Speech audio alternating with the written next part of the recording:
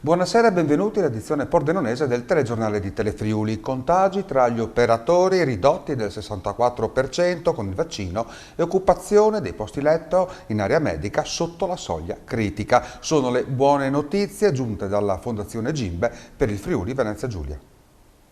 Per la prima volta il monitoraggio settimanale della Fondazione Gimbe indica che nella nostra regione l'occupazione da parte di pazienti Covid dei posti letto in area medica è scesa sotto la soglia critica al 39%.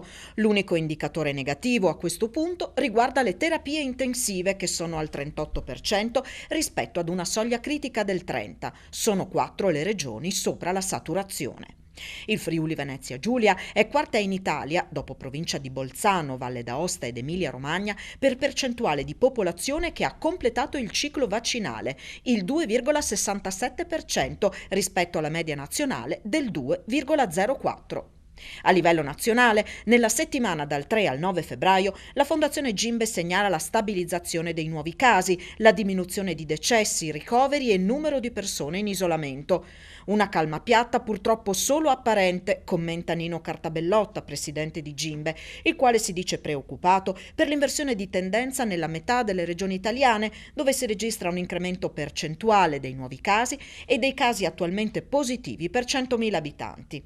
Quanto al completamento del ciclo vaccinale, al 10 febbraio in Italia hanno assunto anche la seconda dose oltre 1.200.000 persone, con marcate differenze regionali. Si va dall'1,38% della Calabria al 3,58% della provincia autonoma di Bolzano.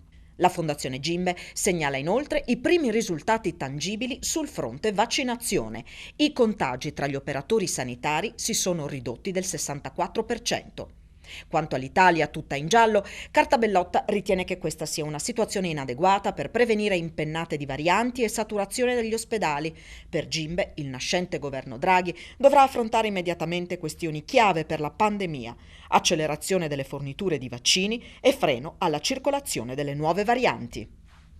Anche in Friuli Occidentale i vaccini anti-Covid stanno dimostrando la loro efficacia. Negli ultimi 10 giorni non si sono verificati contagi tra gli operatori dell'azienda sanitaria. Lo comunica l'infettivologo Massimo Crapis, per il quale si intravede la luce in fondo al tunnel.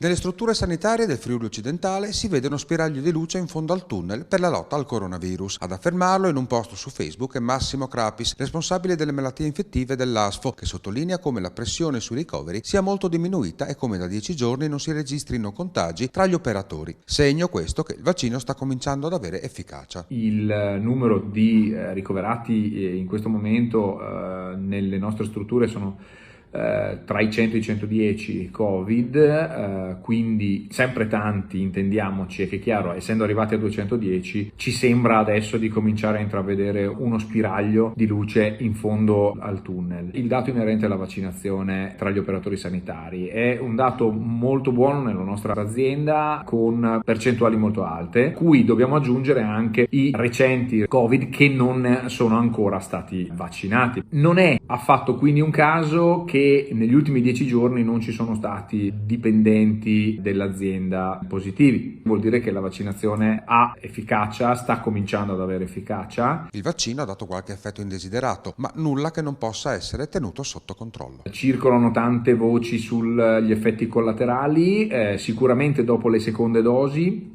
si è assistito a tanti effetti collaterali, tutti relativamente blandi, nulla che un paracetamolo e un FANS non potessero tenere sotto controllo. Parliamo di dolore in sede di iniezione, febbre che può essere stata anche molto alta per 24-48 ore, dolori muscolari, linfonodi ingrossati. Sono degli effetti non solo non gravi, ma che rendono ragione dell'attivazione del sistema immunitario, cioè quello che il vaccino come farmaco voleva fare.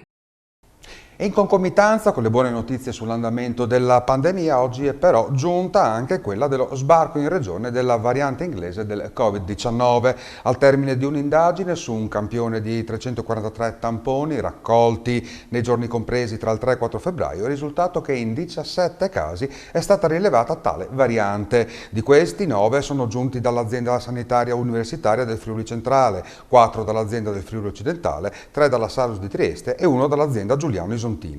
Per quanto riguarda il report giornaliero, oggi in Friuli Venezia Giulia su 8.830 tamponi molecolari sono stati rilevati 295 nuovi contagi con una percentuale di positività del 3,34%. Sono inoltre 1.643 i test rapidi antigenici realizzati, dai quali sono stati rilevati 114 casi, pari al 6,94%. I decessi registrati sono 16, uno in Friuli Occidentale, a cui si aggiungono 24 morti pregresse afferenti al mese di gennaio e alla prima settimana di febbraio. I ricoveri nelle terapie intensive sono 66 e scendono a 457 quelli negli altri reparti. Lo ha comunicato il vicegovernatore con delega alla salute Riccardo Riccardi.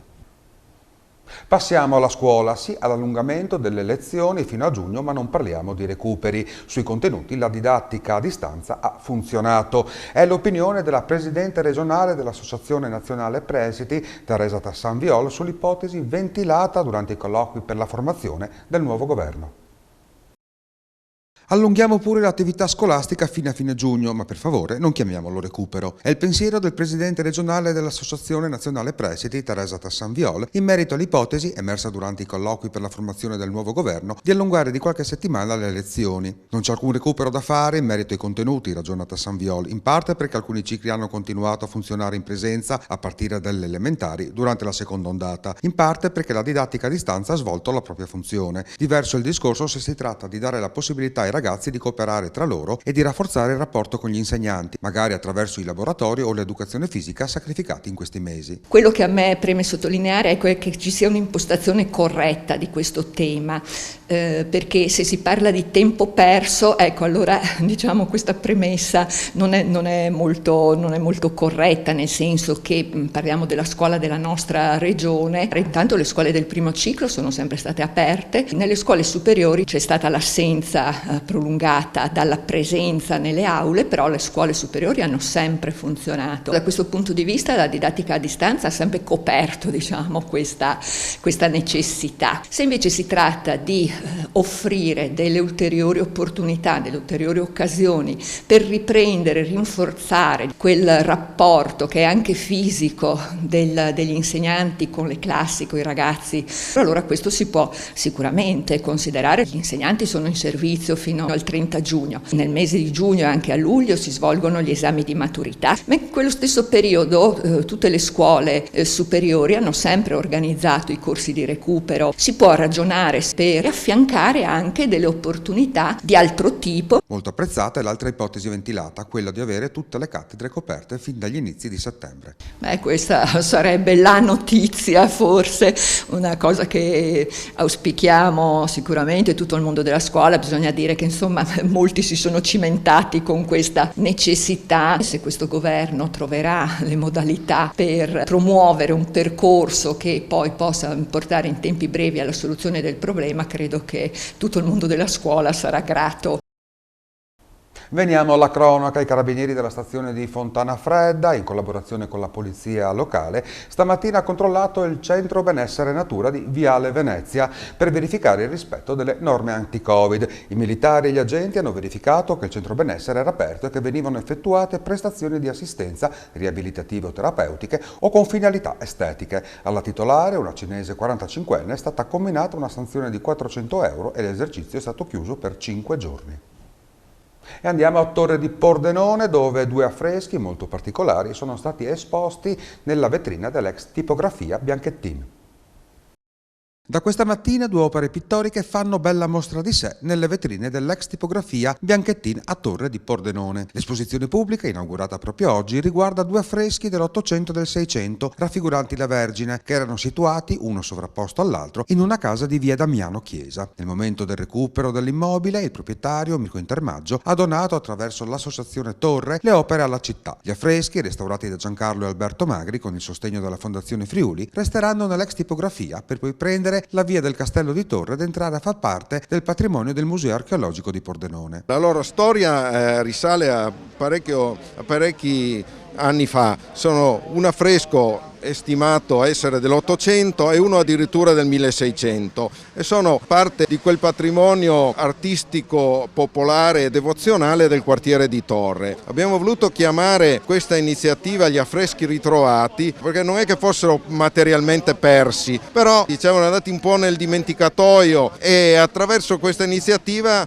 li restituiamo alla comunità. Un'iniziativa questa che per il sindaco Alessandro Ciriani dimostra come i quartieri siano comunità vive e non un semplice agglomerato di case e strade. Ha un grande merito dell'associazione Torre, che è sempre particolarmente attiva nelle iniziative culturali o sociali a favore del quartiere di Torre, ma più in generale dell'intera città. Recuperare 2 affreschi, sistemarli e poi donarli, grazie anche alla collaborazione della Fondazione Friuli, al Museo Archeologico di Torre significa arricchire l'offerta culturale di quello che è un piccolo gioiello. Queste associazioni, nonostante il clima di mestizia e di preoccupazione, continuano a indefessere la loro attività per aggregare la comunità, per stare insieme, per proporre iniziative culturali di carattere sociale.